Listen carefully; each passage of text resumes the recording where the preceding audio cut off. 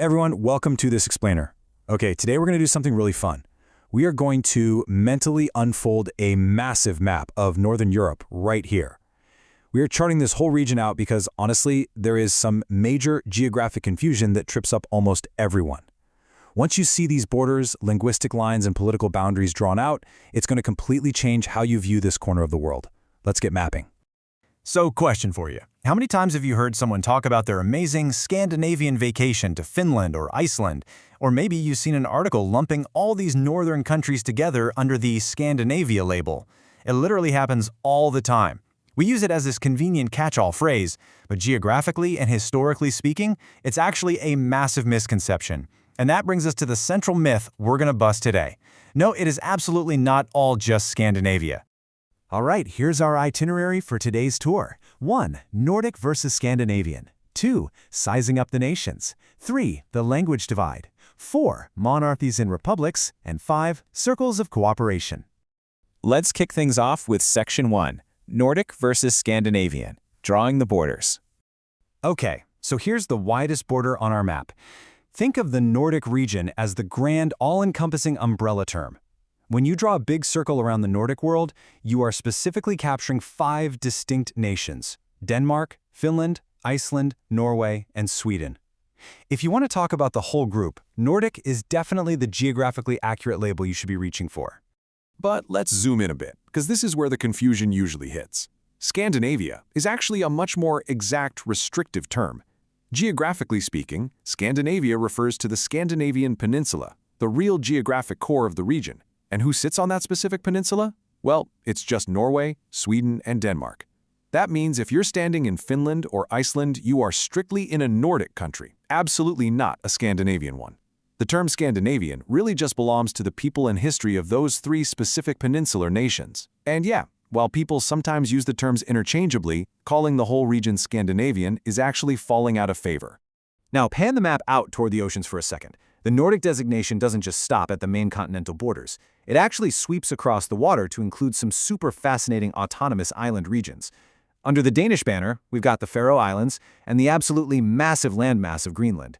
And then over towards Finland, we include the Åland Islands. Even though they have a good deal of autonomy, they still sit squarely inside our wide Nordic circle.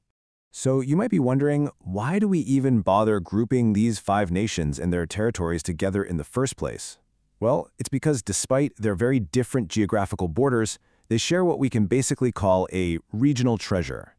These countries have incredible similarities, and they consistently crush it on global charts. We're talking phenomenal worldwide rankings in education, civil liberties, quality of life, economic competitiveness, you name it. They share a highly successful societal model that makes them an absolute powerhouse on the global map.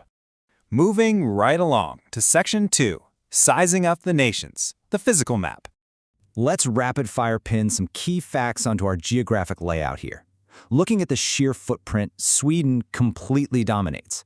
It's both the largest in physical size and the most populous of all the Nordic countries. Now contrast that massive scale with Denmark, which is actually the smallest of the 5 by landmass. And then you've got Iceland, way out there in the North Atlantic, claiming the title of the least populous. It's really a region of immense physical contrasts. Next up, Section 3, the language divide, mapping the voices. This is where things get super interesting. If we were to color code our map by language roots, we'd see a fascinating split. Most people there speak North Germanic languages, also known as Nordic or Scandinavian languages. That family includes Danish, Norwegian, and Swedish, and it stretches all the way out to Faroese and Icelandic. But wait, there are completely native, non-Germanic languages thriving here too. Greenlandic, Finnish, and the Sami languages originate from entirely different linguistic roots. So, while Finland sits right next to Sweden geographically, linguistically, they are on completely different maps. Section 4 now, monarchies and republics, political boundaries. Okay, let's overlay political systems onto our map, because a really neat pattern emerges here. Remember those 3 true Scandinavian peninsular countries we just identified? Denmark, Sweden, and Norway? Well, they all share a common political structure. They're constitutional monarchies and parliamentary democracies. Yep, they kept their royal families. On the flip side, the 2 strictly Nordic countries, Finland and Iceland, are democratic republics. No monarchs there at all, just presidents and parliaments.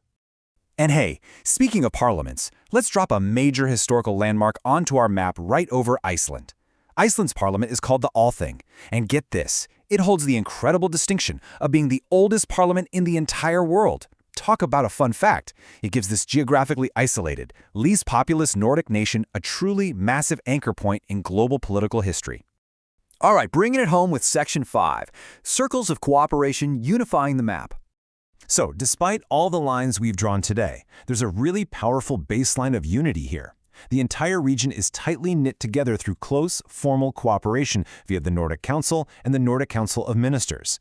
Think of this as the foundational circle on our map. It ensures that, regardless of their internal differences, the 5 Nordic nations operate harmoniously on regional issues. But when we map out their relationships with the broader European continent, the paths actually diverge into a pretty complex puzzle. Step 1, Denmark, Sweden, and Finland decided to become full members of the European Union. Step 2, Norway and Iceland took a completely different route. They are not in the EU. Instead, they're members of the EEA. Now, the crucial point here is understanding what the EEA actually is.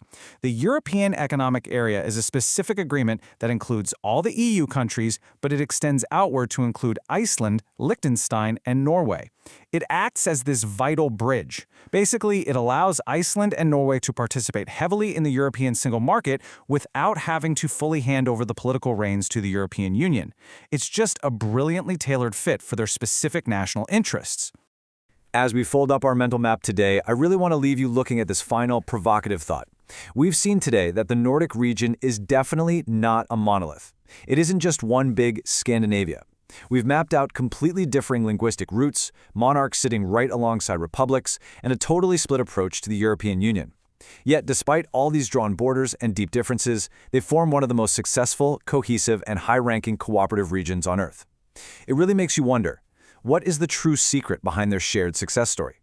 Thank you so much for joining me on this explainer. Keep mapping out the world, and I'll catch you next time.